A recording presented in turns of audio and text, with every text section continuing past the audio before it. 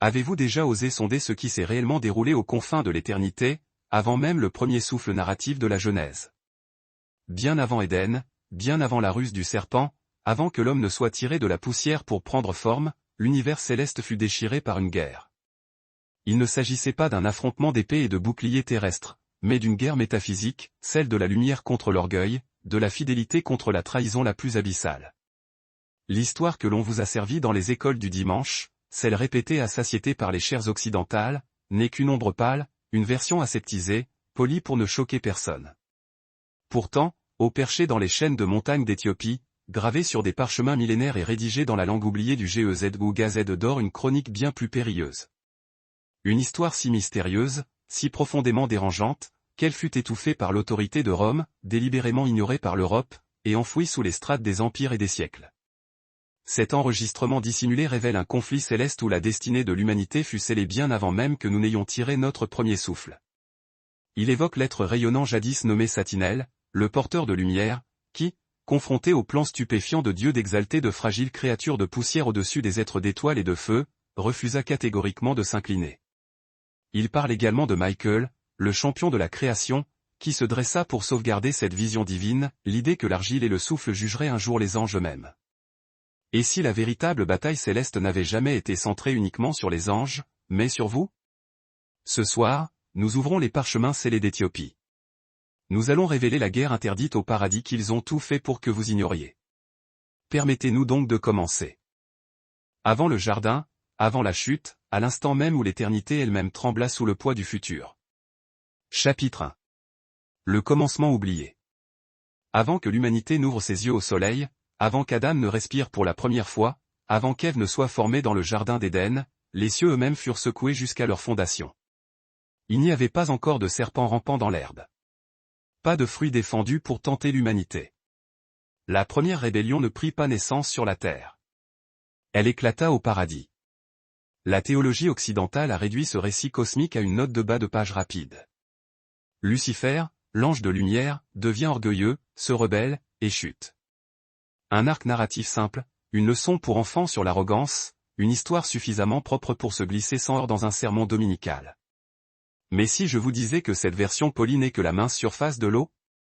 Que ce qui nous a été donné est la mémoire simplifiée, la version censurée, d'un conflit trop profond, trop subversif pour être laissé à la merci de la compréhension limitée des simples fidèles? Au perché dans les montagnes éthiopiennes enveloppées de brume, gravée dans la pierre et dissimulée au sein des murs des monastères antiques, une autre chronique a survécu. Rédigée dans les syllabes ententes du GEZ, une langue aussi ancienne que l'hébreu lui-même, des moines ont psalmodié des versets que l'Europe a choisi d'ignorer. Ces parchemins chuchotaient d'un commencement infiniment plus complexe, infiniment plus dangereux. Ils n'ont pas été domestiqués par les conciles romains, ni taillés à la hache par les mains européennes. Ils ont perduré, intacts. Lorsque Constantin convoqua ses évêques à Nicée au IVe siècle, l'Empire décida quelles histoires allaient survivre et lesquelles devaient mourir. Les conciles se disputaient sur les credos, sur les mots, et sur le pouvoir, et le canon occidental fut définitivement scellé. Mais l'Éthiopie resta à l'écart. Le royaume montagneux, jamais conquis ni colonisé par les puissances européennes, préserva ce que d'autres avaient délibérément jeté. Le livre d'Enoch, rejeté à Rome et banni, était toujours chanté dans la liturgie éthiopienne. Le livre des Jubilés, méprisé en Occident, y était conservé comme une vérité sacrée. Le Kebra Nagast, la grande épopée nationale reliant l'Éthiopie à Salomon et à la reine de Saba, demeurait un texte vivant. Et niché au cœur de ces écrits se trouvait une vision de la première guerre au paradis, différente de tout ce que l'Occident avait osé imaginer. Selon ces chroniques ancestrales, le Très-Haut révéla à ses anges un plan tenu secret depuis avant le temps, la création de l'humanité. Non pas une étoile de plus, non pas un autre être céleste, mais quelque chose de plus bas, de plus insignifiant, de la poussière. De la poussière à qui l'on donnerait le souffle. De la poussière portant son image. De la poussière destinée à la gloire. Pour l'assemblée angélique, la nouvelle fut sidérante, un véritable scandale ontologique.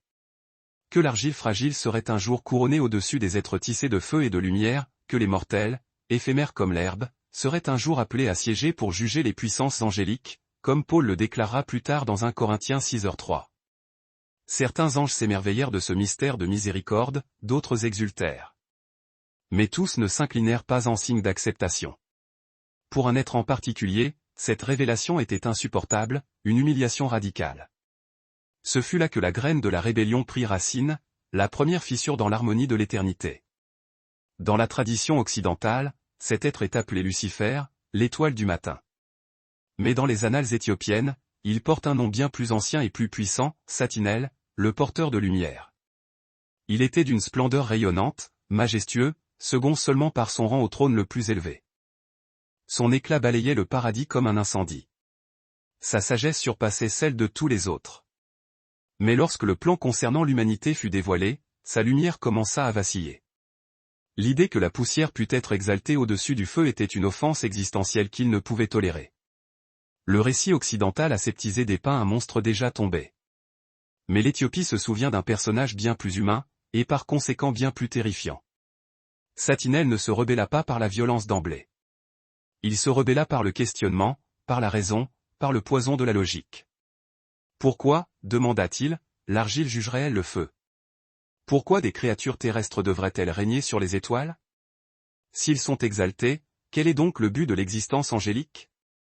Ce ne fut pas un cri de défi, mais un murmure sophistiqué qui se répandit comme un feu de brousse à travers les rangs. Un tiers de l'armée céleste écouta. Ces anges n'étaient pas des monstres nés du chaos. C'étaient des penseurs, des gardiens, des chanteurs de l'hymne divin, qui se retrouvaient soudain à douter de la partition que le Créateur leur imposait. Et ce doute fractura le paradis. Les églises occidentales ont réduit cette histoire à une simple fable sur les dangers de l'orgueil. Mais les parchemins éthiopiens nous rappellent que ce n'était pas un méchant de dessin animé, ni un diable cornu brandissant une fourche. Satinel était magnifique, éclatant, et d'une force de persuasion terrifiante. Sa rébellion commença non pas dans une guerre ouverte, mais dans la naissance tranquille de l'arrogance. Un orgueil qui posait des questions qu'aucun ange n'était censé poser. La guerre au paradis n'a jamais concerné le paradis lui-même. Elle nous a toujours concernés.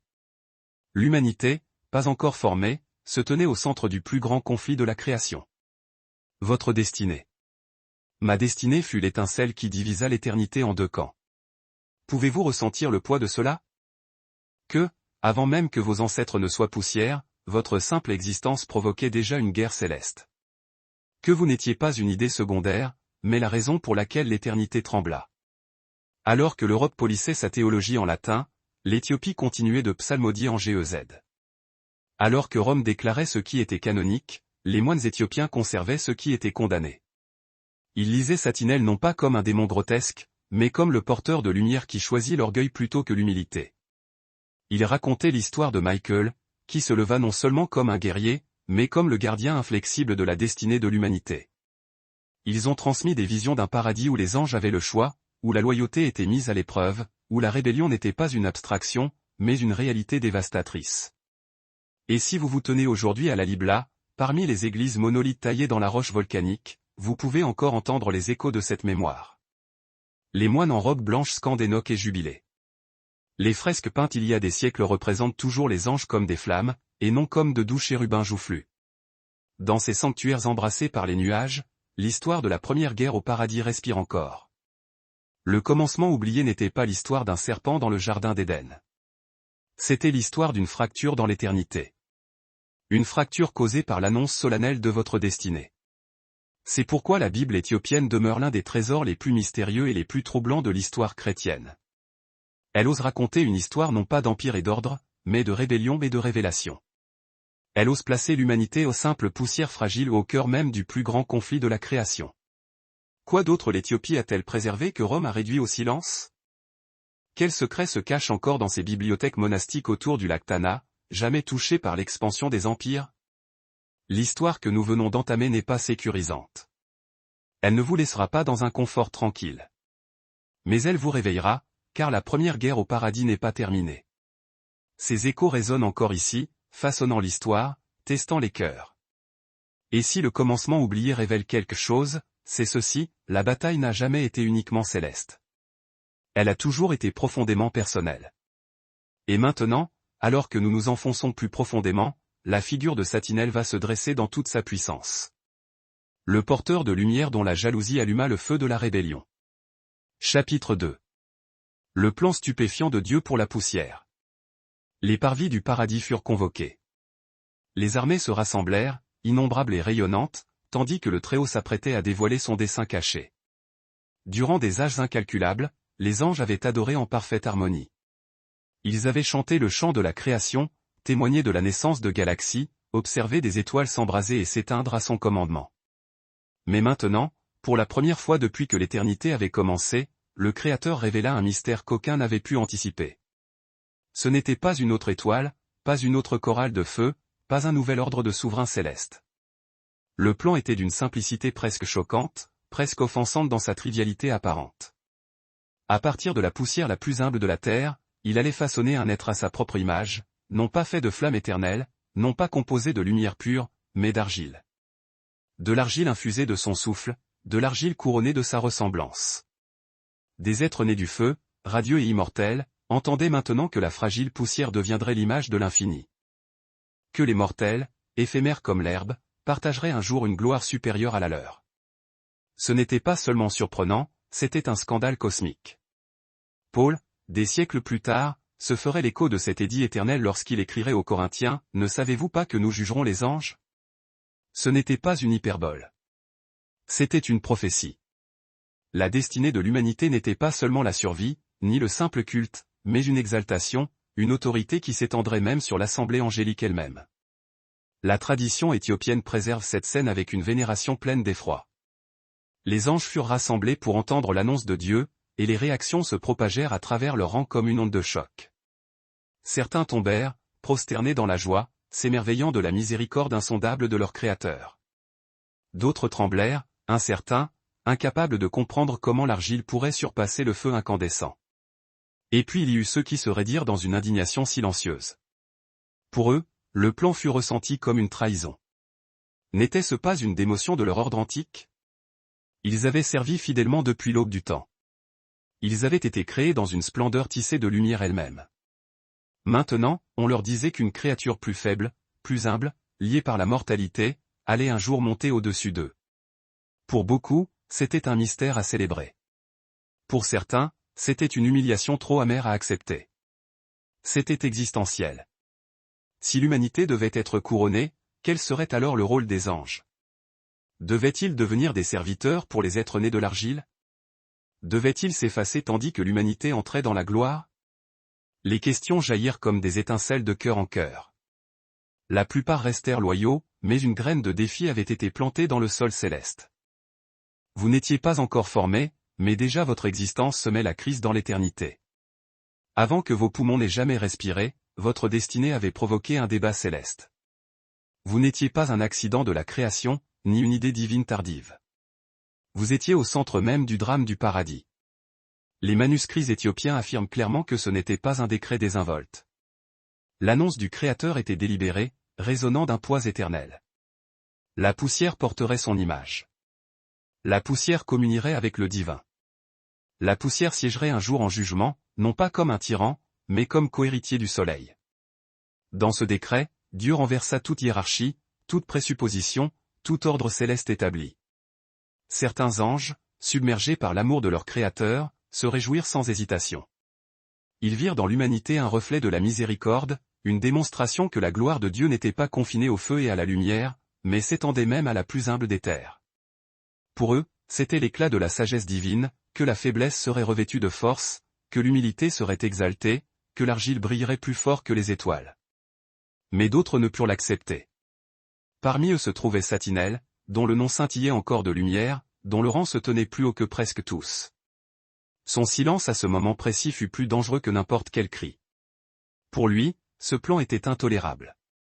Il ne s'agissait pas seulement de l'exaltation de la poussière. Il s'agissait de l'éclipse imminente de sa propre gloire. Cela commença par des questions, par un mécontentement discret. Au paradis, la première onde de résistance ne débuta pas par une défiance ouverte, mais par le refus de célébrer, un regard qui ne s'inclinait pas, un chant qui restait muet. Et pourtant, à partir d'un tel silence, l'éternité allait bientôt se fissurer. La liturgie éthiopienne se souvient encore de cet instant précis. Les prêtres chantent en GEZ le rassemblement des anges, le mystère révélé. Ils parlent d'émerveillement et d'awe, mais aussi d'hésitation, de ceux qui luttaient pour s'incliner. Et dans leur chant résonne une seule vérité immuable, le plan pour l'humanité n'était pas périphérique. Il était l'axe autour duquel le paradis lui-même tournait. La raison pour laquelle vous existez n'est pas la survie, ni un accident, ni le hasard.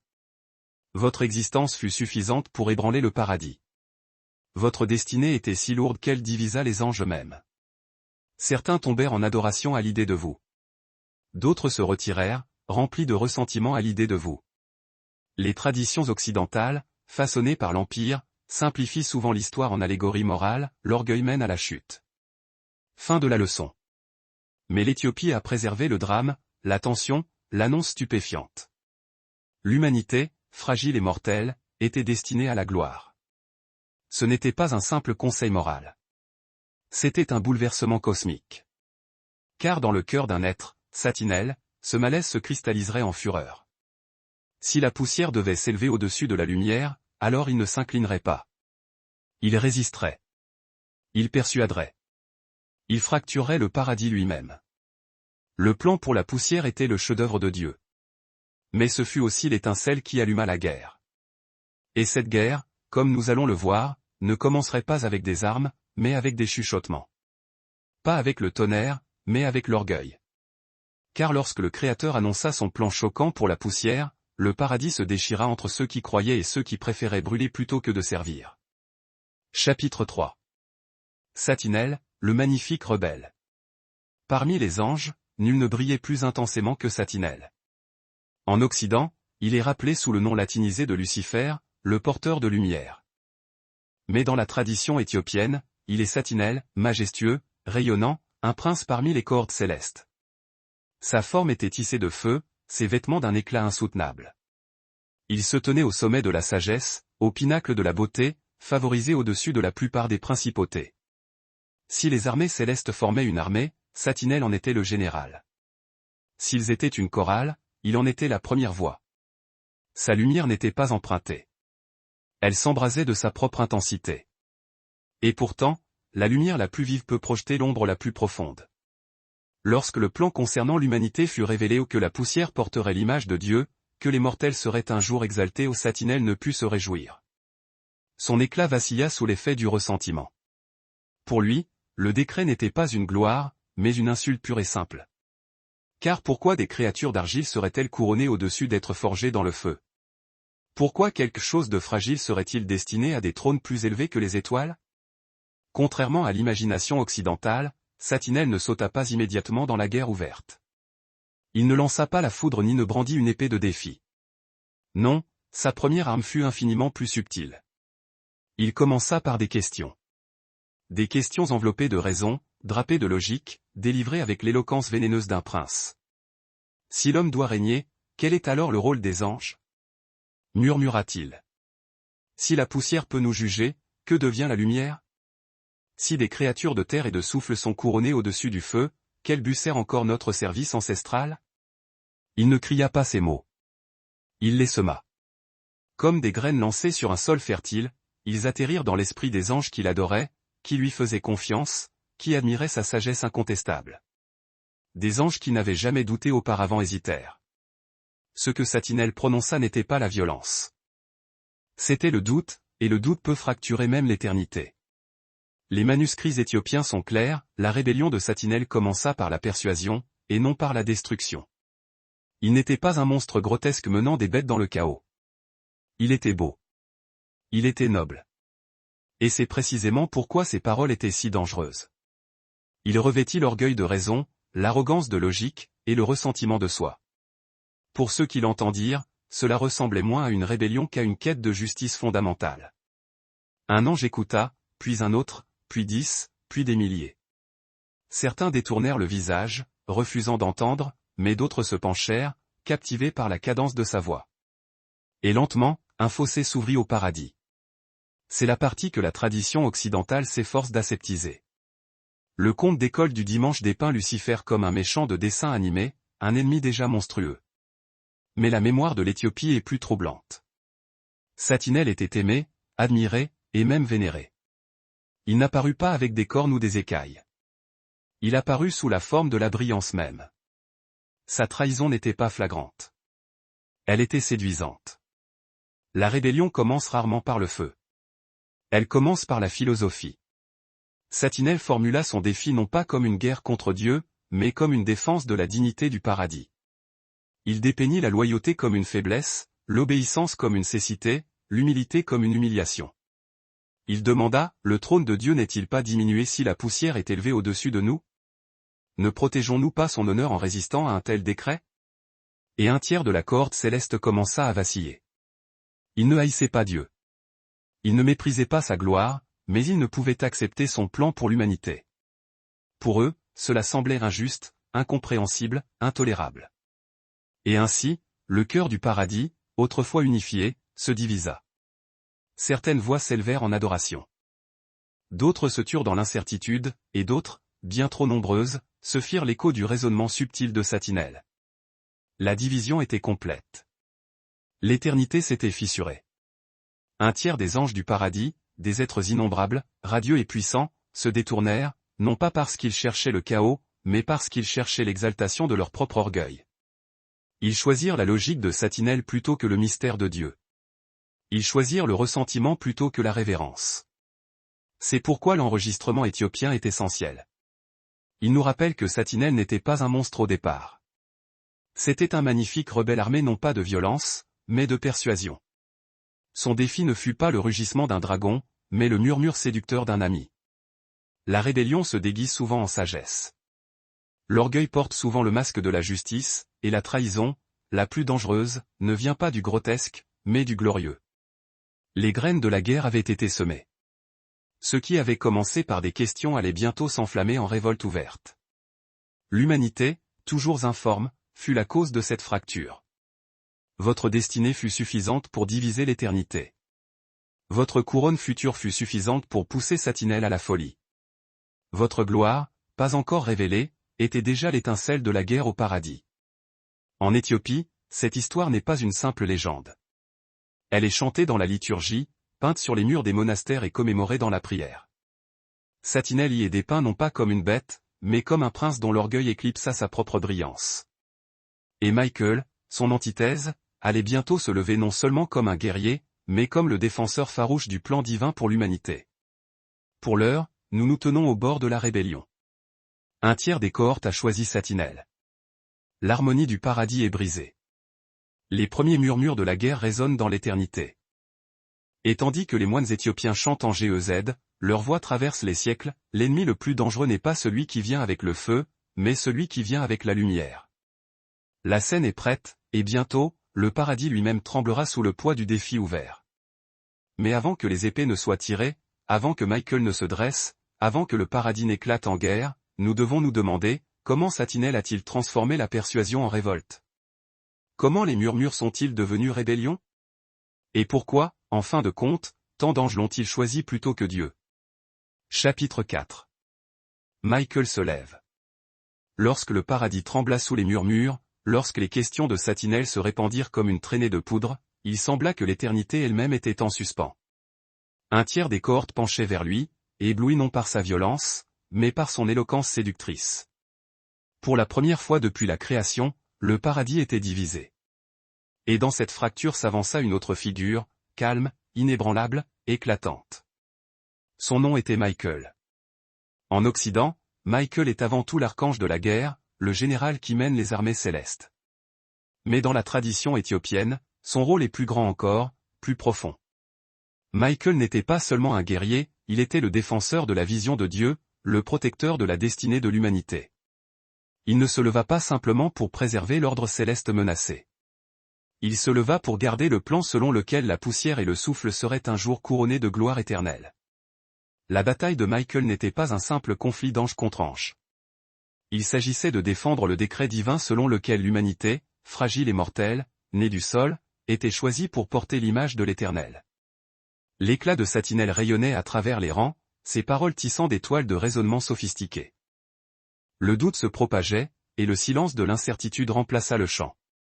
Alors, du milieu de l'assemblée, Michael se tint debout. Il n'était pas le plus éblouissant, ni le plus éloquent de tous les princes. Mais il était inébranlable. Sa radiance était constante, ne vacillant pas sous l'effet de l'orgueil. Sa voix n'était pas séductrice, mais résolue. Et avec cette voix, il traça une ligne dans l'éternité. Qui est comme notre Dieu? C'est la signification même de son nom, Michaël. Sa présence elle-même était une question qui réduisait au silence tous les arguments. Qui est comme Dieu, pour que la poussière? Celui que sa volonté ne saurait magnifier? Qui donc égale Dieu, dont l'orgueil ne saurait contester le décret? Qui peut se mesurer à l'Éternel, devant qui les mystères doivent s'incliner sous la raison? Michel n'a pas engagé de joute philosophique. Il a tranché, décrétant une allégeance inconditionnelle.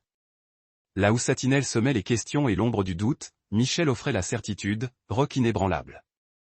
Là où Satinel drapait sa fierté dans les sophismes de la logique, Michel dénudait la vérité par l'humilité radicale. Et le ciel tout entier trembla, secoué par la collision de deux lumières antagonistes. L'éclat contre la fidélité, l'orgueil contre la loyauté, Satinel contre Michel. La rébellion et l'obéissance ne sont jamais des concepts abstraits, elles prennent corps dans des êtres, des choix cruciaux, et des voix qui se lèvent lorsque le silence est devenu une trahison. Michel se leva parce que quelqu'un devait le faire. Il se leva parce que la destinée de la création était en jeu. Et ainsi, la lumière s'opposa à la lumière. Non pas les ténèbres contre la clarté, mais deux rayonnements entrant en collision dans un contraste éternel. Satinel éblouissant, mais instable et changeant. Michel constant et certain. Les lignes de bataille du ciel furent tracées non pas avec des épées, du moins pas au début, mais avec l'allégeance. Chaque ange devait choisir. Chaque cœur devait décider quel chant il entonnerait. En Éthiopie, cette opposition cosmique est perpétuée, non seulement en mémoire, mais en célébration vibrante. Chaque année, le 12e jour de Maskaram, premier mois du calendrier éthiopien, les fidèles se réunissent en l'honneur de Michel. Ils s'imposent le jeûne ascétique, psalmodient les prières, et entonnent d'antiques hymnes en gaèze, la langue sacrée. Pour eux, Michel est bien plus qu'un guerrier céleste, il est l'incarnation d'une loyauté inviolable, le gardien acharné de cette vérité fondatrice que la poussière humaine ne fut jamais une erreur contingente, mais bien le chef-d'œuvre absolu conçu par Dieu. Cette commémoration n'est pas un simple vestige folklorique, c'est une théologie gravée dans le rituel. Les chrétiens éthiopiens croient fermement que la prise de position de Michel résonne encore de nos jours.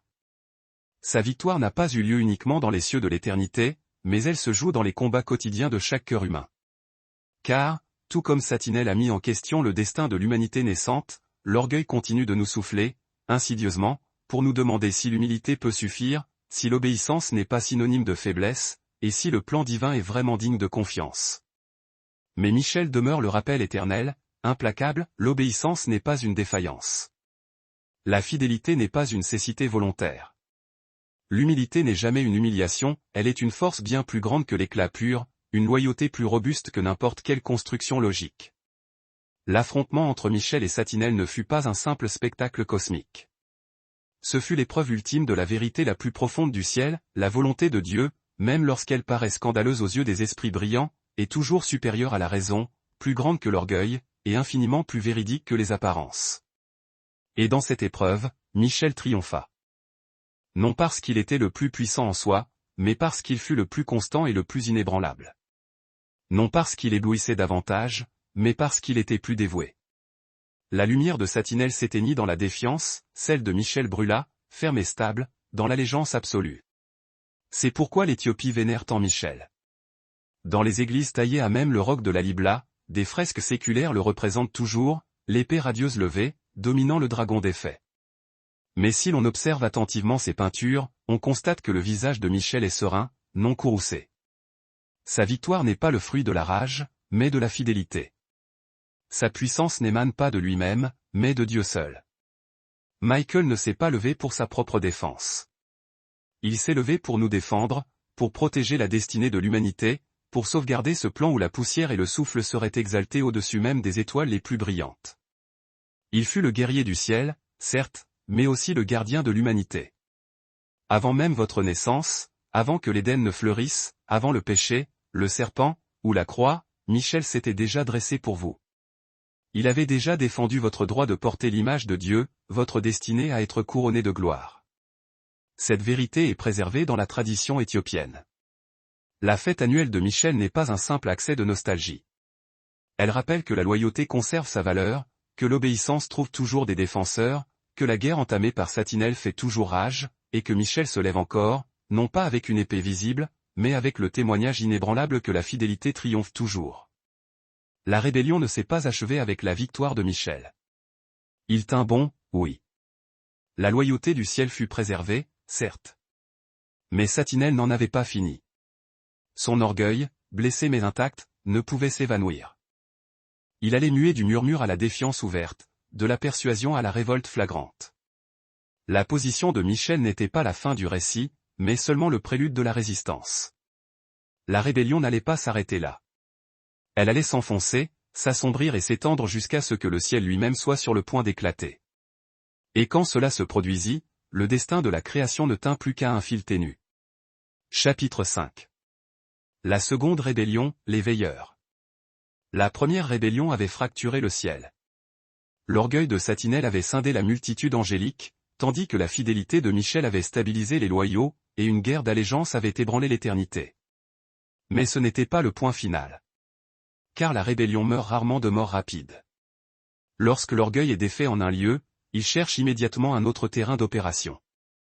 Ainsi, après la déchirure dans les cieux, vint un second soulèvement. Cette fois, il ne se déroula pas au-dessus des nuages, mais ici, sur la terre. On les nommait les veilleurs, ou Hyrins selon certains textes. D'après le livre d'Enoch, ces anges avaient été désignés pour observer l'humanité naissante, pour la guider et la protéger, veillant sur les enfants de la poussière tandis qu'ils cheminaient vers leur destinée divine. Ils devaient être des gardiens silencieux, des témoins discrets, s'assurant que l'humanité suivrait la voie tracée par le Créateur. Mais les veilleurs oublièrent leur poste de garde. Leur vigilance se mua en avidité. Du haut de leur perchoir céleste, ils contemplèrent les filles des hommes. Ils perçurent une beauté qui n'était pas la leur, certes fragile, mais rayonnante à sa propre manière, et leurs cœurs s'enflammèrent d'un désir ardent. Ce qui avait commencé comme une simple curiosité devint tentation, et la tentation se transforma en transgression. Ils descendirent, abandonnant leur station, franchissant la ligne cosmique qu'aucun ange n'était censé franchir. Ce fut la seconde rébellion. Contrairement à la révolte de Satinel, qui contestait l'ordre du ciel, les veilleurs envahirent la terre. Il ne s'agissait plus de philosophie ou de persuasion. C'était un acte de violation brutale, un véritable effondrement spirituel. Ils pénétrèrent l'histoire humaine non pas en tant que gardiens, mais en tant que profanateurs. Ils prirent des femmes parmi les filles des hommes. Ils engendrèrent des enfants d'une naissance contre nature, les géants, des êtres de violence et de corruption appelés les Néphilim. Les Néphilim n'étaient pas de simples mythes de l'imagination humaine. Dans les traditions anciennes, ils étaient décrits comme réels, immenses, brutaux, remplis d'une puissance qui tordait l'équilibre même de la création. Leur présence plongea la terre dans un chaos sanglant. Des générations entières tremblèrent sous leur force. Le carnage se répandit sur tout le pays. Et l'humanité, jeune et vulnérable, devint une proie dans un monde désormais déchiré entre l'intention divine et la trahison angélique. Mais le péché des veilleurs ne s'arrêta pas à la seule concupiscence ou à leur progéniture hybride. Leur corruption était plus profonde, plus obscure. Ils apportèrent la connaissance interdite. Ils enseignèrent aux hommes les secrets du ciel qui n'auraient jamais dû être remis à des mains mortelles.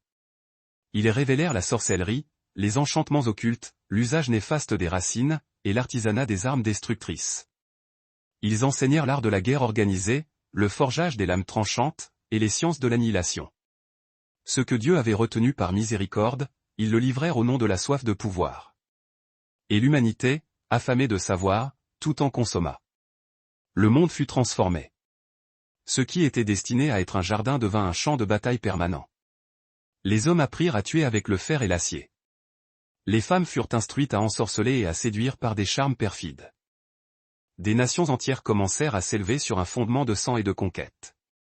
Et dans chaque nouvelle cruauté, on pouvait distinguer les empreintes macabres des veilleurs. Ce n'était plus une rébellion confinée aux cieux. C'était une invasion délibérée de la terre. La tradition éthiopienne conserve ce souvenir avec une clarté frappante.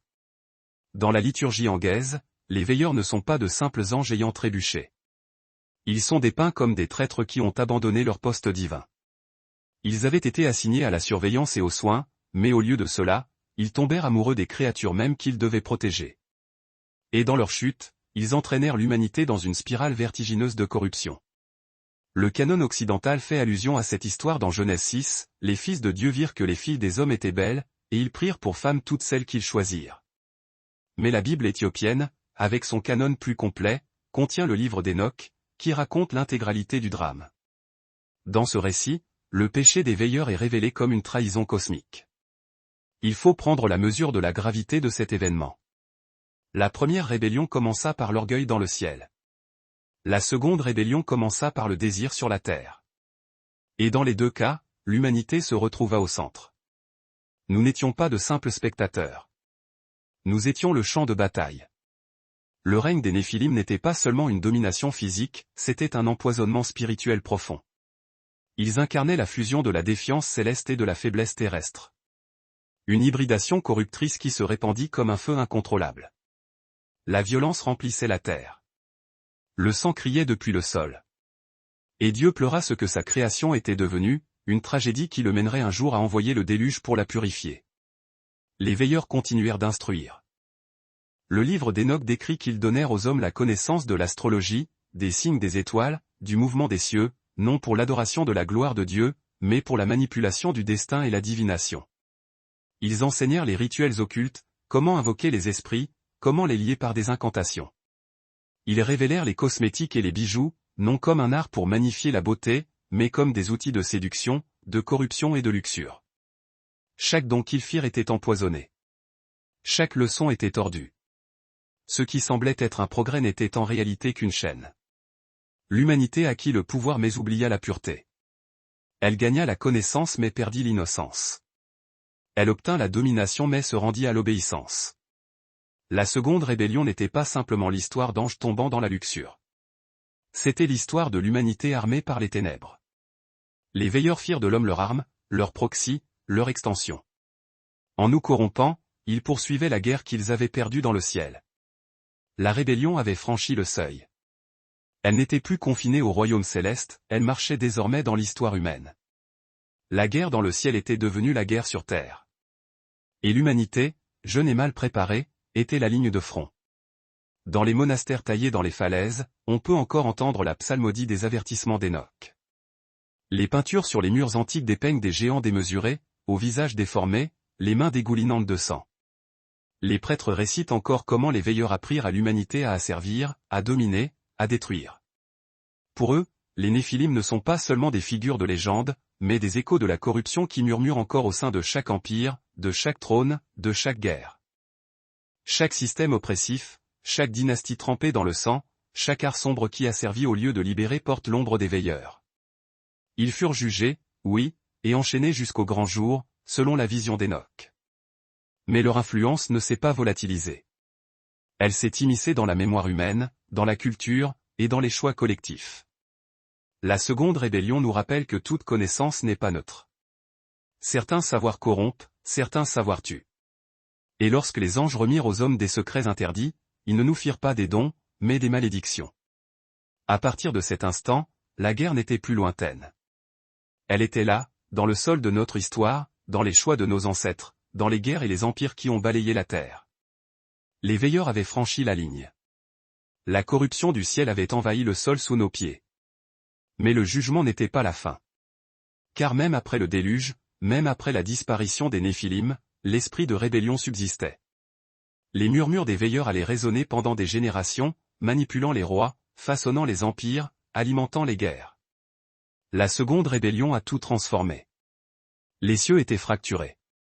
La terre était empoisonnée. Et l'humanité, prise entre la loyauté et la corruption, devint l'enjeu contesté de l'éternité. C'est là que nous nous tenons, non plus spectateurs de la guerre du ciel, mais soldats engagés dans celle-ci. Et si la chute des veilleurs avait envahi la terre, ce qui allait suivre montrerait à quel point la rébellion pouvait s'enraciner profondément dans l'histoire humaine. Chapitre 6. L'ombre longue de la rébellion. Les veilleurs étaient tombés. Les Néphilim s'étaient levés, et le déluge avait purgé une grande partie de leur corruption. Pourtant, la souillure de la rébellion ne s'évanouit pas avec les eaux. Elle persistait. Elle chuchotait. Elle s'est tissée dans la trame même de l'histoire humaine. Les forces déchues, bien que jugées, continuaient de projeter des ombres. Et ces ombres s'étendaient à travers les siècles, les continents et les empires. Car la rébellion, une fois enfantée, n'est jamais facilement enterrée. Les esprits de ceux qui avaient défié le ciel ne disparurent pas simplement. Bien qu'enchaînés dans l'attente du jugement, leur influence saigna dans les dirigeants humains, dans les systèmes de pouvoir, dans l'architecture même de la civilisation. Ils ne pouvaient plus marcher ouvertement parmi les hommes, mais ils pouvaient chuchoter. Ils pouvaient tenter. Ils pouvaient tordre les cœurs. Et l'humanité, toujours fragile et facilement influençable, choisissait souvent de les écouter. Les vieux moines racontent que chaque empire bâti sur le sang est un écho lointain de cette première révolte. Des rois s'élèvent, promettant la paix, mais ne tardent pas à baigner leur trône dans des rivières de guerre. Des nations sont forgées avec des serments de justice pour finir par asservir les plus faibles. Les érudits poursuivent la sagesse pour finalement transformer la connaissance en arme contre leur propre peuple. Derrière chaque dynastie cruelle, chaque empire oppressif, chaque couronne d'or tachée de rouge, demeurent les empreintes de la rébellion. Ce n'est pas un hasard si des cultures à travers le monde se sont souvenues de Dieu de la guerre, de la tempête et du chaos. De l'Enlil de Mésopotamie à l'Arès grec, du Mars romain au Huitzilopochtli aztèque. Ces divinités, souvent assoiffées de sang, exigeaient sacrifices et conquêtes. Les théologiens éthiopiens ne voyaient pas en eux de véritables dieux, mais des échos des déchus, des vestiges du poison des veilleurs, déguisés en puissance divine. Les mêmes esprits qui avaient corrompu la terre avant le déluge s'habillaient désormais de mythes et de religions, orientant l'humanité vers le carnage. La rébellion avait été refondue en civilisation. Le savoir, qui aurait dû être libérateur, devint un instrument de domination. Les mathématiques furent utilisées pour bâtir des monuments à la vanité. L'astronomie devint un calendrier pour les sacrifices humains. La médecine se tourna vers la sorcellerie. La loi se tordit en oppression. Les dons mêmes qui auraient pu élever l'humanité devinrent des chaînes forgées sous les murmures des anges déchus. La terre elle-même devint une carte de guerre. Non pas de simple guerre de nation contre nation, mais un conflit plus profond. La rébellion du ciel se jouait désormais dans l'histoire humaine. Chaque trône devint un champ de bataille. Chaque dynastie, une scène où l'orgueil et l'humilité s'affrontaient. Chaque culture portait l'empreinte de la guerre antique. Regardez les ruines de Babylone, les palais de Rome, les pyramides d'Égypte, les autels trempés de sang de Mésoamérique. Ils se dressent non seulement comme des monuments de l'ambition humaine, mais comme des échos solennels de la rébellion. Ils murmurent les histoires de dirigeants séduits par l'orgueil, d'empires corrompus par le pouvoir, de civilisations trompées, offrant leur adoration aux déchus au lieu du Très-Haut. Les manuscrits éthiopiens nous rappellent que tout cela n'était pas aléatoire. C'était intentionnel. Satinel, bien que précipité, continuait sa guerre par procuration. Là où il ne pouvait régner directement, il régnait par l'intermédiaire des hommes. Là où il ne pouvait se manifester ouvertement, il chuchotait depuis les ombres. Et l'humanité, avide de pouvoir, effrayée par la mort, désespérée de contrôler son environnement, l'accueillait. C'est pourquoi la Bible elle-même décrit les dirigeants de ce monde comme des principautés et des puissances. Paul écrivit aux Éphésiens, « Nous n'avons pas à lutter contre la chair et le sang, mais contre les principautés, contre les autorités, contre les puissances de ce monde de ténèbres, contre les esprits méchants dans les lieux célestes. » Ce n'étaient pas des figures de style ou des métaphores. C'étaient des descriptions précises de la même longue ombre. L'Éthiopie se souvint des déchus, influençant toujours, guidant toujours, trompant toujours. Pourquoi tant d'empires répètent-ils le même schéma fatal? S'élever dans la gloire, se noyer dans le sang, s'effondrer dans la ruine, encore et toujours? De la Babylone de Ninro à la Rome de César, de la horde de Gengis Khan aux puissances coloniales de la modernité, le cycle se reproduit sans cesse, orgueil, conquête, oppression, destruction. Non différent, même ombre spirituelle. Le monde lui-même est une carte de guerre. Le sol sous nos pieds a été souillé par le même conflit qui a commencé dans le ciel. Notre histoire n'est pas neutre. C'est un terrain contesté. Et chaque fois qu'un trône est dressé dans l'arrogance, chaque fois que la sagesse est tordue en oppression, chaque fois que la guerre consume des nations, l'ombre longue de la rébellion s'épaissit. L'Éthiopie, non touchée par la conquête romaine, a préservé cette vérité. Tandis que l'Occident glorifiait l'Empire, l'Éthiopie se souvenait du prix à payer. Dans les chants de ces monastères, on entend encore l'avertissement, ne confondez pas la puissance et la justice. Ne confondez pas la force et la vérité. Les empires peuvent s'élever, mais s'ils sont bâtis sur le sang, ils sont alignés sur la première révolte, et non sur le ciel. Combien de systèmes sous lesquels nous vivons aujourd'hui portent cette même ombre? Combien d'idéologies promettent la lumière mais ne livrent que des chaînes? Combien de dirigeants font écho à la voix de Satinel sans le savoir, demandant « Pourquoi la poussière devrait-elle être exaltée ?» Combien de nations répètent le cycle sanglant, sans jamais réaliser qu'elles rejouent une rébellion plus ancienne que le temps? La rébellion n'est pas restée dans le ciel. Elle a envahi la terre, et elle est toujours là. Nous respirons son influence chaque jour. Nous marchons à travers ses ruines, héritons de ses traditions, et répétons souvent ses erreurs.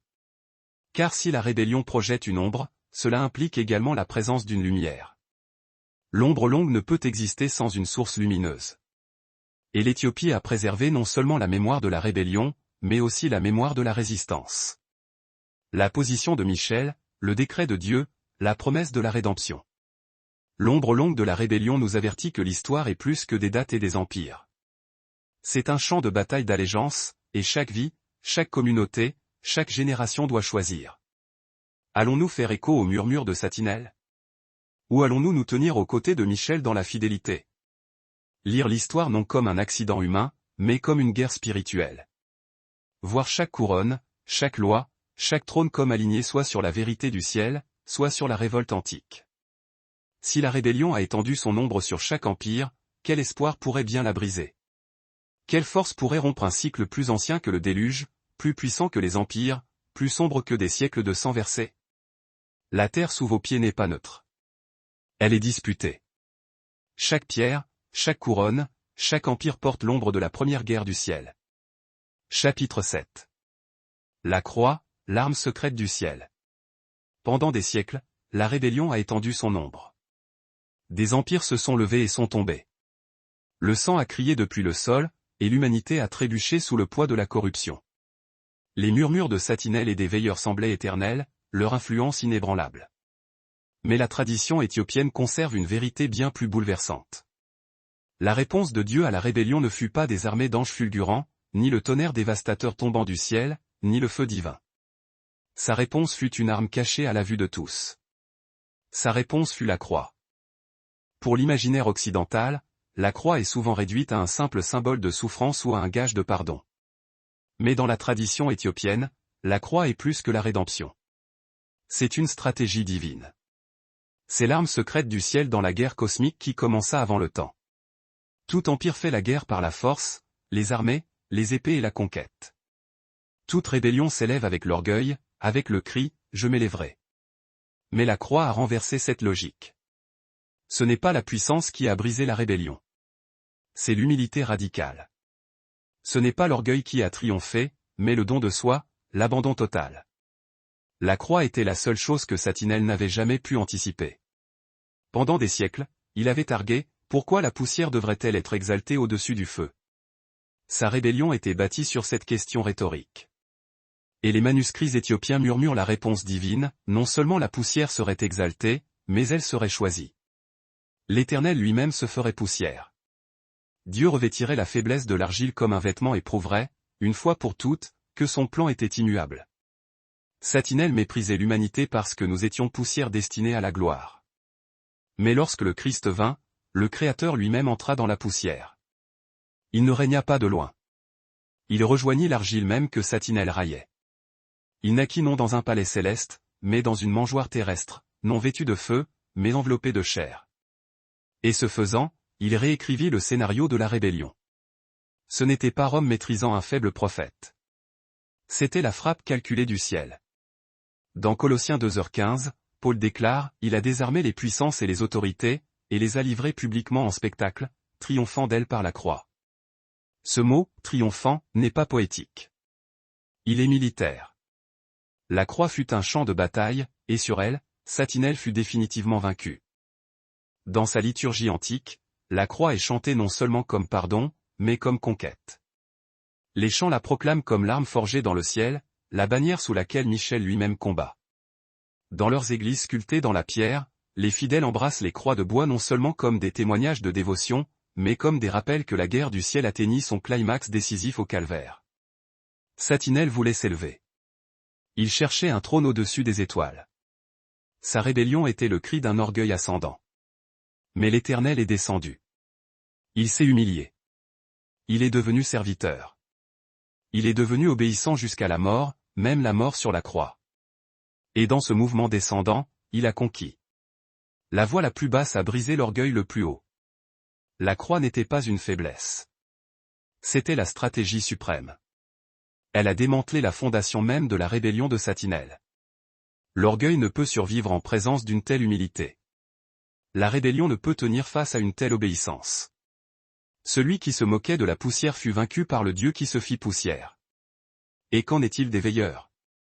Ils avaient donné à l'humanité la connaissance interdite, empoisonnant notre histoire avec des armes de violence et des rituels de sorcellerie. Ils nous avaient armés de ténèbres, mais le sang du Christ les a désarmés.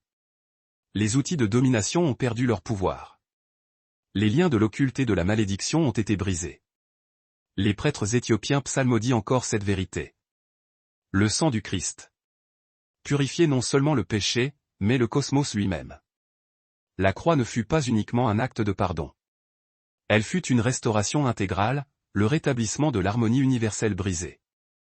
Ce ne fut pas une retraite honteuse, mais une frappe offensive, l'assaut décisif contre la rébellion primordiale. Là où les accusations de Satinel résonnaient comme un tonnerre infernal, la poussière est vile. La poussière est faible. La poussière ne saurait régner, la croix a répondu par une vérité éternelle, la poussière a été rachetée. La poussière a été couronnée. La poussière a été remplie de la vie même de Dieu. C'est pourquoi les icônes éthiopiennes représentent souvent la crucifixion entourée non seulement de soldats romains, mais aussi d'anges, de démons, et des puissances cosmiques. Pour eux, le Golgotha n'était pas une simple colline en Judée. C'était la scène de l'éternité où le ciel et la terre se sont percutés, l'endroit où la grande révolte a trouvé son châtiment final. Satinel cherchait l'exaltation et n'a trouvé que la ruine. Le Christ a embrassé l'humiliation suprême et y a découvert la gloire. Les veilleurs avaient semé la corruption, mais le sang a semé la purification. L'instrument de la honte qu'était la croix est devenu le trône de la victoire. Toute question sur la rébellion remonte à l'orgueil, pourquoi la poussière devrait-elle être élevée? Et toute réponse remonte à la croix, car Dieu lui-même est devenu poussière, et c'est dans cette poussière qu'il a triomphé. Voilà pourquoi l'Église éthiopienne brandit la croix très haut dans chaque procession. Non pas comme une décoration pieuse, mais comme une déclaration souveraine. La croix n'est pas un symbole de défaite. Elle est une bannière de guerre, le signe irrévocable de la victoire. Elle est le rappel que les murmures insidieux de Satinel ont été réduits au silence, que la corruption des veilleurs a été brisée, et que la longue ombre de la rébellion a rencontré sa fin. Bien que la croix ait été décisive, la guerre n'est pas encore terminée. La victoire a été remportée, mais le champ de bataille reste actif. Les anges déchus continuent de résister, même si leur destin est scellé. Les murmures persistent, même si leur pouvoir est brisé. Nous vivons dans la tension d'un triomphe achevé, mais d'une rébellion qui n'est pas encore totalement éteinte. C'est pourquoi l'Éthiopie voit chaque croyant comme un soldat posté sous la croix. Suivre le Christ, c'est porter l'arme même qui a brisé la rébellion. Vivre humblement, fidèlement et obéissant, c'est manier la même force qu'a brandi Michel, la même arme que le Christ a forgée. Dans cette guerre cosmique, la croix demeure l'arme secrète du ciel, et elle a été placée entre nos mains. Vous n'êtes pas impuissant dans ce conflit. Vous portez la marque de l'arme qui a mis fin au règne de Satinel. Et chaque acte d'humilité, chaque abandon à la volonté de Dieu, chaque choix de la foi plutôt que de l'orgueil est une frappe contre la rébellion. Ainsi, lorsque vous regardez la croix, ne voyez pas la faiblesse, voyez la stratégie divine, ne voyez pas la honte, voyez le triomphe, ne voyez pas la fin, voyez le commencement d'une nouvelle création. Car sur cette colline, il y a longtemps, le ciel a déchaîné son arme la plus inattendue, la plus dévastatrice. Et la rébellion qui a commencé avant l'Éden a reçu sa blessure fatale. L'issue est déjà écrite. Écrite dans le sang. Écrite sur le bois. Écrite dans l'arme. Aucun ennemi ne peut résister à la croix. Chapitre 8. L'Éthiopie, forteresse de la foi. Si la guerre céleste a laissé des cicatrices sur la terre, l'Éthiopie est devenue la forteresse qui a refusé d'oublier. Au fil des siècles, tandis que les empires s'élevaient et s'effondraient, tandis que Rome érigeait des cathédrales et que l'Europe façonnait ses conciles, le royaume montagneux d'Éthiopie s'est cramponné à son héritage sacré avec une ténacité farouche. Il est devenu non seulement une nation, mais un témoignage vivant, un avant-poste inébranlable de la vérité céleste dans un monde obscurci par l'ombre de la rébellion. Au cœur de cette forteresse se dresse l'une des reliques les plus mystérieuses de tous les temps, l'Arche d'Alliance. Selon la tradition éthiopienne, elle ne repose ni à Jérusalem, ni à Rome, mais dans l'ancienne cité d'Aksum, protégée par des moines dont l'existence est entièrement dédiée à sa garde et dont le regard ne doit jamais la croiser. L'arche est considérée comme bien plus qu'un coffre d'or et de bois. Elle est une sauvegarde cosmique, un témoin divin, le signe terrestre que l'alliance du ciel n'a pas été effacée ni profanée. Pour les Éthiopiens, l'arche n'est pas une pièce de musée historique, elle est l'assurance tangible et vibrante que la présence de Dieu habite toujours parmi son peuple. Elle est un bouclier spirituel, rappelant que la guerre céleste n'est pas oubliée et que sa promesse est éternelle. Aucun étranger ne peut la contempler, car sa sainteté est trop grande pour le regard mortel. Pourtant, son existence même façonne l'identité éthiopienne, liant la nation au destin même du ciel. Cette croyance n'est pas un simple folklore isolé. Elle est tissée dans la structure même de la royauté éthiopienne, faisant d'elle une théocratie unique. Pendant des siècles, les empereurs d'Éthiopie ont revendiqué leur descendance directe du roi Salomon d'Israël et de la reine de Saba.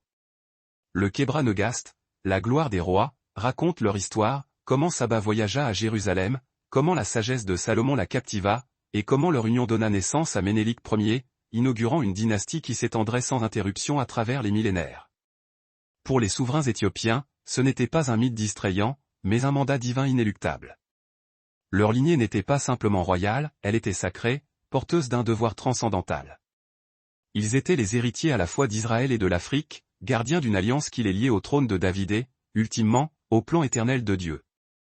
Lorsqu'ils montaient sur le trône, ils agissaient non seulement comme des rois politiques, mais comme les intendants fidèles de l'héritage céleste. Chaque couronnement en Éthiopie, chaque guerre menée, chaque festival célébré était compris non pas comme de la simple politique terrestre, mais comme un reflet direct de la guerre qui se déroulait dans le ciel. L'intronisation d'un empereur était bien plus qu'une cérémonie mondaine. C'était une déclaration solennelle que le royaume tenait toujours tête à la rébellion de Satinel. Lorsque les armées marchaient, elles ne se battaient pas seulement pour la terre et les frontières, mais pour le pacte divin qu'elles croyaient tenues de défendre jusqu'à la mort. Pour Rome, l'empire était synonyme de conquête brutale. Pour l'Égypte, il s'agissait de monuments ostentatoires. Pour la Grèce, de philosophie spéculative. Mais pour l'Éthiopie, l'empire était théologie en action. Ces rois régnaient en écho de la justice de Salomon. Ces prêtres chantaient comme gardiens des visions prophétiques d'Énoch. Son peuple portait l'arche comme un lien vivant et indéfectible entre le ciel et la terre. Pour eux, l'histoire elle-même n'est pas séparée de la guerre céleste. C'est une seule histoire racontée simultanément sur deux plans de l'existence. Chaque trône est un écho du trône d'en haut. Chaque festival est un acte de remembrance sacrée. Chaque bataille est une continuation spirituelle de la résistance de Michel. À l'Alibla, où des églises monolithiques surgissent de la terre comme des hymnes pétrifiés, les fidèles se rassemblent toujours pour chanter des liturgies plus anciennes que Rome. Leurs prêtres tiennent des croix cruciformes non seulement comme symbole de bénédiction, mais comme des armes tangibles de la guerre spirituelle. À Gondar, d'anciens châteaux se dressent encore, là où les empereurs régnaient jadis, se déclarant héritiers de Salomon, non seulement dans le sang, mais dans l'autorité divine. Autour du lac Tana, les monastères préservent des manuscrits que l'Occident a rejetés et des rouleaux d'Énoch, de jubilés et des prières qui lient l'histoire de l'Éthiopie directement à la lutte cosmique du ciel. L'identité de l'Éthiopie en tant que forteresse de la foi ne fut pas sans coup. Entourée d'empires hostiles, assaillie par les envahisseurs, soumise à la pression des colonisateurs, la nation est restée défiante. Contrairement à une grande partie de l'Afrique, l'Éthiopie n'a jamais été entièrement colonisée. Sa résilience n'était pas une simple stratégie militaire. C'était une conviction profonde. Il croyait avoir été choisi pour servir de rempart, pour garder vivante la vérité que d'autres avaient enterrée. Ainsi, au fil des siècles, l'Éthiopie est devenue à la fois le symbole et la réalité de la résistance. Lorsque les armées la menaçaient, ses rois invoquaient la puissance de l'arche. Lorsque les puissances étrangères cherchaient à effacer sa foi, ses prêtres chantaient dans l'ancienne langue gaise, refusant la domination du latin ou de l'arabe. Lorsque le monde a oublié la guerre du ciel, l'Éthiopie s'en est souvenue. L'histoire de cette forteresse nous met au défi de reconsidérer l'histoire elle-même. Peut-être que les nations les plus puissantes ne sont pas celles qui construisent les monuments les plus hauts ou manient les épées les plus tranchantes, mais celles qui gardent les vérités les plus profondes. La force de l'Éthiopie résidait non pas dans la richesse matérielle, mais dans son témoignage. Non pas dans les chiffres de ses armées, mais dans sa mémoire spirituelle. Non pas dans l'étendue de son empire, mais dans la solidité de sa foi. Chaque couronnement, chaque guerre, chaque trône en Éthiopie était plus qu'une simple politique. C'était une théologie mise en scène. C'était une déclaration incessante que l'histoire du ciel se poursuivait sur terre. Que la rébellion de Satinel n'aurait pas le dernier mot. Les rois d'Éthiopie siégeaient non seulement sur des trônes royaux, mais sur des avant-postes symboliques du trône d'en haut. Leur couronne portait non seulement de l'or, mais le poids de l'alliance céleste. C'est pourquoi l'Éthiopie n'est pas simplement une autre nation dans les pages de l'histoire. Elle est la forteresse de la foi, le dernier bastion qui a préservé les livres interdits, l'arche d'alliance, et la mémoire vivace de la guerre du ciel. Si l'Éthiopie a résisté comme une forteresse gardant ce que les autres ont rejeté, qu'est-ce que cela signifie pour nous, occidentaux? Quelles vérités sont encore cachées dans ces monastères, ces manuscrits, ces chants? Quelles révélations pourraient encore attendre, invisibles aux yeux de l'Occident, protégées par ceux qui ne se sont jamais soumis à Rome? La forteresse tient toujours. L'arche est toujours gardée. Les chants s'élèvent toujours. Et la mémoire de la guerre du ciel façonne toujours leurs prières. Mais si l'Éthiopie a préservé l'alliance, quelle vision du ciel a-t-elle également conservée? Quelle image de l'éternité, non souillée par la mentalité d'empire, subsiste encore dans ces textes sacrés? Car l'Éthiopie n'a pas seulement préservé l'arche et la mémoire de la rébellion, elle a aussi conservé une vision du ciel radicalement différente des rues d'or et des trônes de marbre peints par l'Europe. Et cette vision pourrait bien changer tout ce que vous pensiez savoir sur l'éternité. Chapitre 9. Le ciel vu par l'Éthiopie. Pendant des siècles, l'imagination occidentale a peint le ciel comme un royaume ressemblant à l'idéal romain, des rues pavées d'or pur, des trônes sculptés dans le marbre le plus fin, des portes de perles gardées par des chérubins joufflus drapés de robes blanches immaculées. C'est une vision façonnée autant par l'esprit d'empire et l'art de la Renaissance que par les Écritures. Mais l'Éthiopie a préservé une vision bien plus ancienne et plus étrange, une vision non pas de hiérarchie impériale, mais de transformation incessante. Non pas de cours romaines statiques, mais de jardins vivants en mouvement. Non pas de chérubins inoffensifs, mais de feux dévorants. Dans la tradition éthiopienne, le ciel n'est pas une unique cité brillante et figée dans les nuages. C'est un voyage initiatique à travers sept cieux, chacun étant un royaume d'éveil spirituel progressif, chaque étape nous rapprochant, purifiant l'âme, du Créateur. Les âmes n'arrivent pas aux portes pour être jugées par une formule et s'asseoir pour toujours. Au lieu de cela, elles s'élèvent, elles bougent, elles changent constamment. Le ciel n'est pas statique. Il est fondamentalement vivant et dynamique. Le premier ciel est décrit comme un jardin, luxuriant et vert, où coulent des rivières de lumière vivante. Ici, l'âme entre doucement, portant encore l'écho et le poids de la mémoire terrestre, mais faisant déjà son premier pas dans l'éternité. Ce n'est pas un froid jugement, mais un accueil tendre, un lieu de transition et de repos où l'être fatigué de la lutte terrestre est rafraîchi par la grâce. Le deuxième ciel rayonne de purification. Ce n'est pas le tourment ni les flammes de la punition vindicative, mais une lumière qui nettoie, brûlant toutes les impuretés. Ici, l'âme se voit clairement, dépouillée de ses masques et de ses mensonges accumulés. Chaque ombre est exposée, non pas pour condamner définitivement, mais pour guérir en profondeur. C'est le ciel où la vérité absolue brûle plus intensément que n'importe quel soleil créé. Le troisième ciel est la chambre de la connaissance. Ici, les mystères de l'univers se dévoilent. La création, l'histoire cosmique, la destinée, tout est révélé non comme des énigmes codées, mais comme une réalité vivante et intelligible. Les anges n'y sont pas des tuteurs avec des livres, mais des êtres de feu incandescents dont les voix tonnent comme des cataractes, dévoilant des vérités qui gisaient autrefois cachées. Vient ensuite le quatrième ciel, lumière au-delà de la lumière. Dans ce royaume, la tromperie est une impossibilité métaphysique. L'obscurité ne peut y entrer ni s'y maintenir. C'est un lieu où même l'ombre la plus faible se dissout, car la vérité règne si complètement que le mensonge lui-même ne peut respirer. Le cinquième ciel est l'union des volontés. Ici, l'âme ne prie plus d'une distance respectueuse ou angoissée, mais s'aligne parfaitement et volontairement avec le Créateur. L'adoration n'est plus un acte rituel, mais une existence permanente. L'âme se meut non par peur ou par devoir, mais en harmonie parfaite, comme si chaque souffle, chaque pensée, chaque battement de l'être s'écoulait au rythme du cœur de Dieu. Le sixième ciel est la musique elle-même. Un royaume de vibrations pures où le son qui a donné naissance à l'univers résonne encore sans s'atténuer. Les mystiques éthiopiens le décrivent comme l'endroit où le chant originel de la création continue, ininterrompu, dans une gloire infinie. Chaque étoile, chaque vague, chaque battement de cœur se joint à la symphonie cosmique. Et l'âme raffinée l'entend et s'y intègre. Et le septième, le ciel final, n'est pas une salle du trône somptueuse, ni un palais intimidant, ni un empire doré. C'est l'union absolue. L'âme ne fait pas que s'incliner devant Dieu, elle devient co-créatrice et ne fait qu'un avec lui. Il n'y a plus de séparation, plus de distance. Créateur et création ne sont plus distincts, mais unis. Ici, le voyage s'achève non dans une cité, mais dans la communion la plus intime. Cette vision est radicalement différente de celle véhiculée par l'imaginaire de Rome. Elle ne concerne pas la richesse, le pouvoir ou la hiérarchie rigide. Elle concerne le processus continu, la transformation. Le ciel n'est pas une récompense statique que l'on intègre une fois pour toutes. C'est un chemin sur lequel on grandit, une spirale ascendante où chaque pas est un rapprochement vers la source. Et les anges du ciel éthiopien ne ressemblent en rien aux doux chérubins peints dans les vitraux occidentaux. Ce ne sont pas des figures enfantines avec de petites ailes et des sourires délicats. Non. Ici, les anges sont des forces de feu. Ils sont une lumière trop éclatante pour les yeux mortels.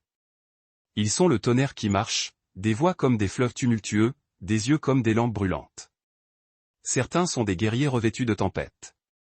D'autres sont des scribes enregistrant les mouvements de la création sur des rouleaux de flammes. Certains sont des guérisseurs, d'autres des juges, mais aucun n'est ornemental. Ils sont fonction, force, flamme, des extensions vivantes et terrifiantes de la volonté de Dieu.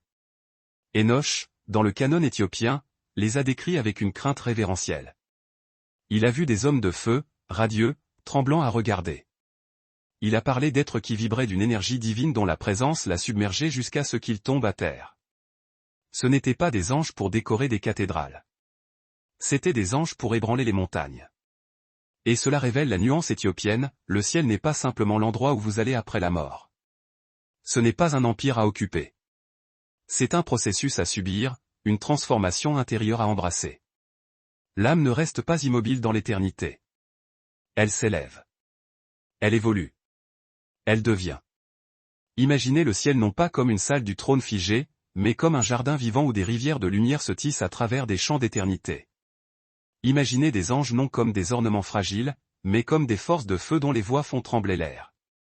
Imaginez le salut non pas comme une simple évasion de la terre, mais comme l'éveil de l'âme à l'harmonie parfaite avec son Créateur. C'est ce que l'Éthiopie a préservé pendant que Rome bâtissait des cathédrales et des conciles. C'est le ciel dont on se souvient dans les manuscrits guèzes, chantés dans les monastères et peints sur les murs des églises rupestres de la Libla. Un ciel vivant, dynamique, terrifiant et magnifique. Car si le ciel est transformation, alors l'éternité commence maintenant. Si le ciel est harmonie, alors le salut ne consiste pas à attendre le futur, mais à s'aligner dans le présent. Si les anges sont de feu, alors la sainteté n'est pas un sentiment sentimental, mais une puissance agissante. Avons-nous adoré un ciel fait à l'image de l'Empire, oubliant le ciel révélé dans les jardins, les rivières et le feu? Avons-nous confondu l'or avec la gloire, le marbre avec la majesté, les chérubins avec les anges de flamme? Le ciel éthiopien nous rappelle que l'éternité n'est pas une ville à conquérir, mais une communion à laquelle participer. Si le ciel lui-même est processus et transformation, quel est alors le rôle de l'humanité, fragile, imparfaite, mais couronnée de gloire, dans cette guerre cosmique?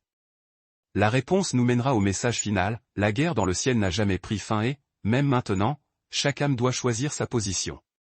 Chapitre 10. La guerre continue.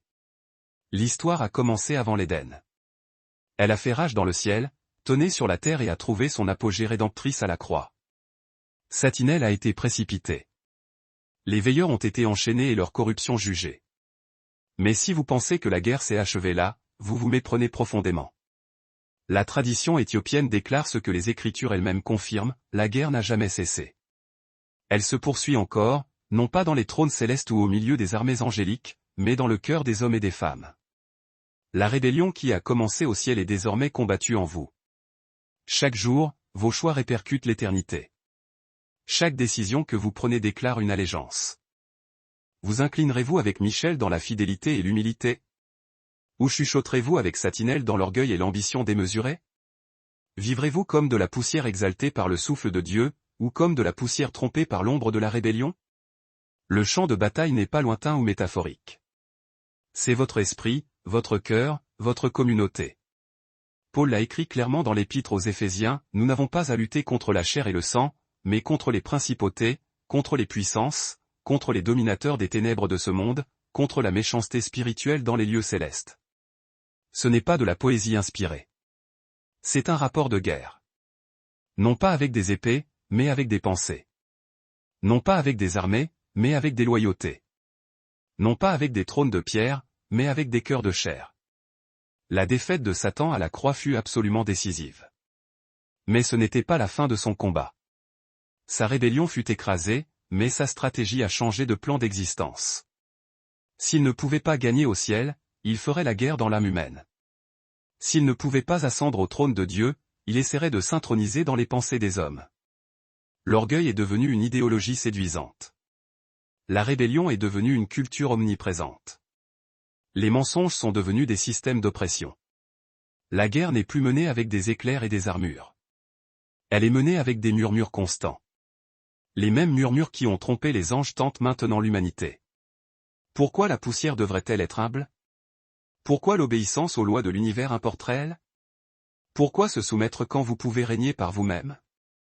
Ce sont les mensonges que Satinel sème encore sans relâche.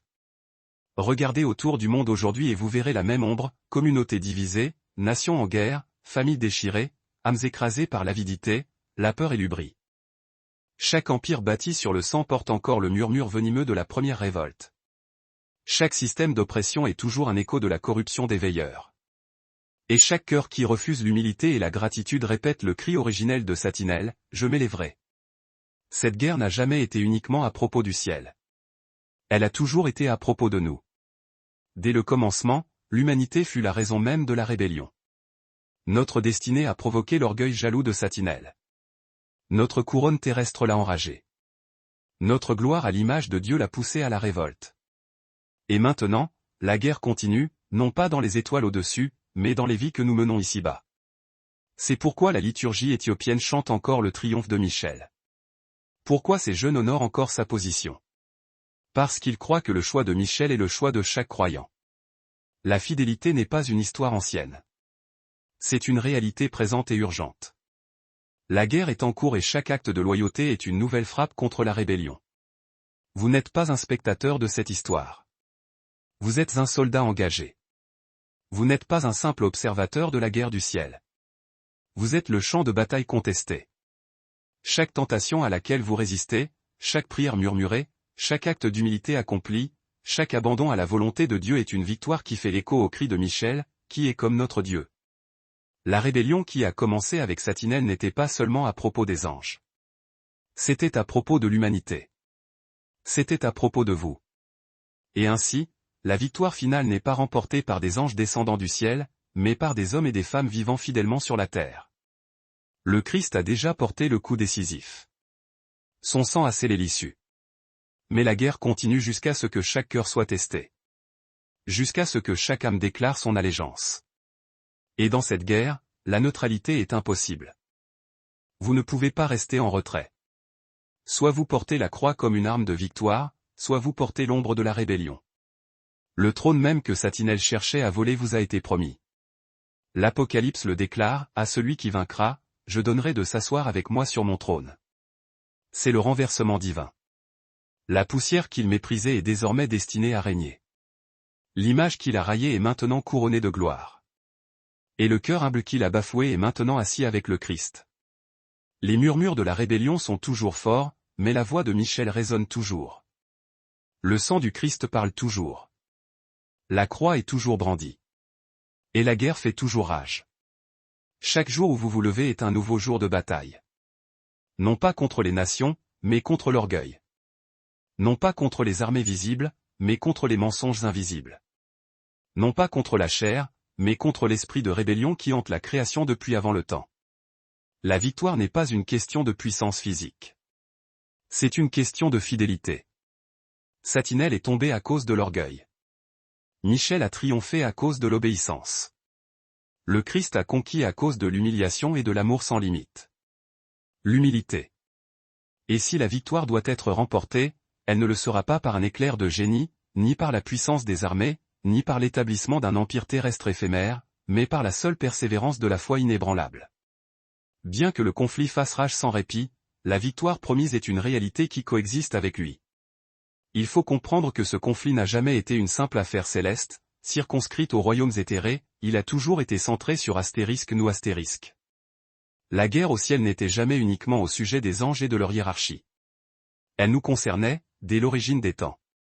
La ferveur jalouse de Satanel, l'adversaire, s'est éveillée face à l'éblouissante destinée qui était réservée à l'humanité naissante. Les veilleurs, ces êtres d'en haut, ont transgressé leur serment à cause de l'insondable beauté de la création humaine. Et le Christ, dans l'acte ultime de l'histoire, est mort et s'est relevé des morts parce qu'il connaissait la valeur infinie et rédemptrice de l'être humain. Qu'est-ce que cette épiphanie cosmique implique pour l'existence que vous menez aujourd'hui? Elle signifie que l'écho de la création résonne dans chacun de vos choix. Le champ de bataille n'est plus cette étendue glaciale entre les étoiles. Il s'est replié et s'est logé au plus profond du cœur humain, dans les forteresses de l'esprit, et dans le tissu même de la communauté qui vous entoure. L'orgueil ou l'humilité. L'affirmation de soi tyrannique ou l'abandon confiant. L'ombre des ténèbres ou la quête inlassable de la lumière. Ce ne sont pas des spéculations théologiques abstraites, destinées aux seuls docteurs de la foi.